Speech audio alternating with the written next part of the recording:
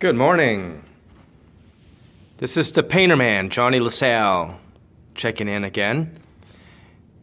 And this time I am refinishing commercial space doors that have been previously polyurethaned. Pay attention closely to what I'm about to show you, okay? And I'm also going to give you a little product review as well as to what you need in order to do something like this. Okay? This is a beautiful place. This is all newly redone. Everything has been newly redone. I've painted accent walls in here, as you can see. There's great views here. Nice corner office. Let me turn the light on in here. Okay, it's on. This is the corner office. You sort of have that oval shape here. There's window sills that I will be doing as well. Okay, and I'm going to give you a breakdown of what happened in this space, and it's going to empower you just in case you're facing a job like this, whether you're a homeowner who has your own space, your own commercial space, or if you work at a commercial space, or you work for a contractor, or you sub out, or you're subbed out as a contractor to do work like this. If you're just a painter that's learning how to paint, or you're someone who doesn't specialize on special, like things like doors, doing polyurethane and staining, pay attention, because this is something that it's going to be needed. Okay, I'm going to empower you with information, and I'm going to try to make this quick and not drag it out. If you're just tuning in, please bear with me, and I'm going to show you different things. Okay, that I faced here, challenges, I guess you can say, in this workspace. Let me turn this camera around. When you're doing doors like this, which have been previously polyurethane, in a closed space where the windows do not open, okay, what you want to do is use a product that's going to enable you to do the work quick. Okay, so in this case, the product that we have chosen is a Cinzer product, and it's called sanding sealer. You don't need to polyurethane all over again, because the sanding sealer will give you this nice glossy, sort of glossy, semi-gloss finish. Okay? So, and another thing about this Cinzer product, it's alcohol-based. Don't get the water-based stuff. Alcohol-based. Okay? And what it does, it evaporates quickly. It dissipates. If you were to have to use a polyurethane, the smell is going to linger. And the first people who are going to start complaining in a space like this, it's a building with multiple businesses, okay? It's pregnant women, older people. Nothing against them, but they're the ones that are mostly sensitive because they're very worried about their own health, or the pregnant ladies are worried about the little thing in the bun, the little bun in the oven, rather. Okay? So you have to be mindful. You have to be quick about it, all right? This is a product that's alcohol-based. You cannot keep going back and forth, back and forth, back and forth. As you leave it, that's the way it's going to level off, okay? It's not polyurethane. It's not oil-based, that after you put it on, it sort of levels itself, okay? And it's effortless. With this Cinzer product, you have to be efficient, okay? When you're using a roller, 3/16 or even 1/4 inch. The smaller the nap, the better. Okay? Smaller the nap, the better. All right.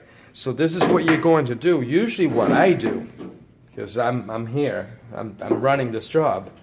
What I did was, right off the bat, on polyurethane doors that have been dismounted, stored somewhere. There's scuff marks, there's pencil marks, there's paw prints, hand prints all over the place.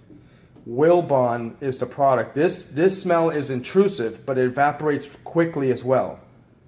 You may want to use a mask if you're sensitive to this smell, which you probably are if you don't use it all the time. And but anyways, you take a rag and you wipe Wilbon and you clear those scuff marks and everything. It comes right off. Okay, crayon marks, pencils, magic markers, even magic markers, those permanent markers, which is xylene based, Wilbon will take it off. Okay. Another product you want to have on hand, denatured alcohol. Get yourself a gallon. Denatured alcohol. You're going to need this. Okay? This is going to clean your brush. What brush do I recommend? Black bristle. Oil-based brush. Black bristle. If you loosen up a bristle, at least you can pick it off. Don't use your fingers. You use the brush. You sort of go on the side. Look. Let's get this light on in here. If you loosen up one of these little bristles, the little hairs comes off, okay, because it often does. You go like this. I don't know if you can see. You go like this and you pick it off. Once you pick it off, then you use your finger and take it off the brush.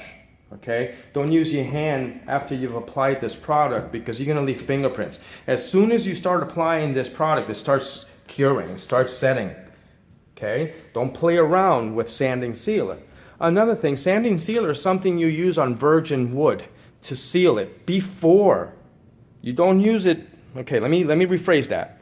If you're going to stain your doors, you put your stain on, let that dry overnight, and then you put the sanding sealer on it. After you put the sanding sealer on it, let it dry, and then you sand the sanding sealer. You sand it off lightly, okay? Once you sand it lightly, then you're ready for polyurethane. 2 coats of polyurethane, preferably, okay? If you want to cut corners, then you can do 1 coat of poly, 1 coat of sanding sealer. Okay, so I'm getting long-winded here. Another thing that I use is a short little stubby Worcester roller handle, okay, little stubby, which is ideal for doing doors. You don't have to, you know, not going to kill your back, all right? This is a Worcester, also, I got a lot of Worcester products. Worcester roller handle, okay? Super Doozy Worcester roller nap, 9-inch, 316,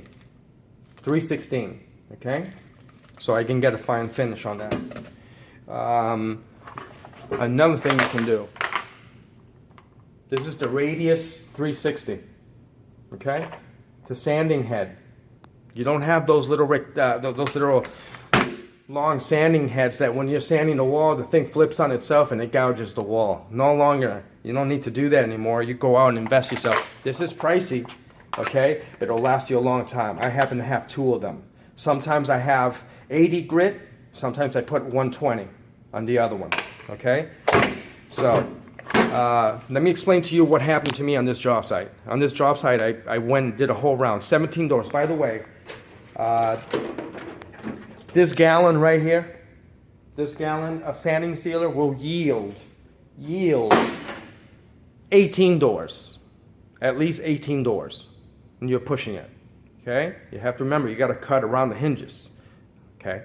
And so that's how much product you're probably going to need for 1 coat. In this case, what happened to me is that, and I didn't know this, is that someone went around cleaning the doors, and once I put this alcohol product on it, it's separated. Once you see the separation, leave it alone. You got to let it dry. On the next day, you come in and you sand all the doors, and then you run. You get yourself a rag. You take your denatured alcohol and you wipe the door. You wipe the surface again, and then you go on with this sanding sealer product on it. Okay, and then you let it be, and you get a glossy finish with light bouncing on the doors, and it looks like $100. Nice. I mean, clean. It looks awesome. You don't have to go out and buy yourself polyurethane. Just get the sanding sealer. It's just as good. It's less intrusive. It evaporates quickly. It sets. You got to pace yourself. You got to know what you're doing. Okay, so you roll it. One thing I want to point out for those that don't have experience, okay, you're going to do the butts first. You're going to do this first. You're going to cut this in with a brush. Don't load up the brush. You want it moist, but not load it up, dripping. Watch out, you got carpet on the floor. Okay, so what are you gonna do? You can use a box like a paint can box like you get a Benjamin Moore or Sherwin-Williams, you're gonna open that up wide, and then you're gonna put tape so the flaps are together, all right, so they're not flopping around. You put it all together, it's easy to put the box or that cardboard on the carpet, and then with your foot you can move it around. I happen to have what I call a little door drop cloth, but that I'm gonna have to bend over and pick it up, but that's not a problem. Okay, so like I was saying, painting doors, you're gonna do your butts first. Butts, the ends of the doors, okay? These are your butts, all right? After you do your butts, then you're gonna see there's a door stopper on the door, on the wall, right? So you're gonna do this side first because it's resting, okay? Let me see. It's resting on the door. And then you're gonna cut around this. You don't need to put tape on it. You can just have a light little bit of product on your brush to go around the knob, okay? And then you start rolling. Guys, this stuff is so light, it's drippy like stain. It's light body. So you're gonna start at the bottom. You're gonna roll up. Start at the bottom, roll up. Start at the bottom, roll up. Once that roller is almost empty, then you're gonna start spreading this product around evenly, okay? Spread it evenly. So how do you do the next side? Guys, you're gonna have to have yourself a little door wedge that's gonna hold this door open or closed, okay? So you're gonna close it. Now you're gonna do this side, okay? And what you do, you put your door stopper in there, okay? Your door wedge, put it in there, and then you do this side. You're gonna have to cut in the hinges right here first. I prefer to do the whole thing. I do the whole thing, and then I roll up to it. Same thing with the knob inside. You cut it in. Okay? So like I said, I had separation going on. I don't know what product or what was on this door previously. Not all the doors did that. I have 8.5 doors that I have to do all over again. Okay? That's why I'm here today. And I'm doing this video so people learn. These are things that you may not see. This is an unforeseen thing. This is a sneak attack. But you have to, as a painter, you have to be ready for any situation at any given time. And you got to have products in order to be able to get the job done. Okay? You got to be self-sustained. I happen to always carry a lot of products in my truck. Okay? Another thing that I have that you notice, okay? It's a baker staging. This thing rolls around. So what I do, I put my tray, I put my tray on here, and I roll around, okay? Jhonny La Salle, the Painter Man, with pointers for everyone. Everyone can learn how to paint, but I'm giving you knowledge, and I love sharing knowledge. This is my experience out in the field, okay? Don't forget, guys, wear your whites, be professional. Don't go around wearing your jeans with paint slapped all over the place. You carry rags, look, rags. You wipe your hands on rags, not on yourself. Whatever falls on you is because by accident it fell on you and it dripped on you. Don't do it purposely. That looks sloppy. Wherever you go, it looks sloppy. Change your clothing frequently. Okay? You're going to start tearing them up. You're going to break them. You're going to get on your knees. You're going to start tearing the knees out. You're going to look like a bum. You don't want to look like a bum. You want to look like a professional painter. You want to earn that maximum dollar. That's the whole reason why you're doing that. And what are the 3 reasons for why we wear white? You guys already know. I've mentioned this in one of my videos before. I'm going to mention it again. 1, professionalism. First and foremost, professionalism. Second, you're visible. It's high visibility. You go on a job site, you know who the painter is. He's wearing white, has rags hanging out, the professional one, white hard hat usually, and you can see him from far away as you enter the project or the commercial space that's being built or painted. Okay? What's the 3rd reason why we wear whites? It's cooler. When you're working outside, it's cooler. Those are the 3 reasons, main reasons for which painters wear white. Guys, you take care. God bless you. Thank you for viewing my videos. Have a wonderful day. Love each other. That's what we should be doing. Forgive, forget, love each other. Okay? Make this place a better place. It's bad as it is. All right? Take care. I'll talk to you soon.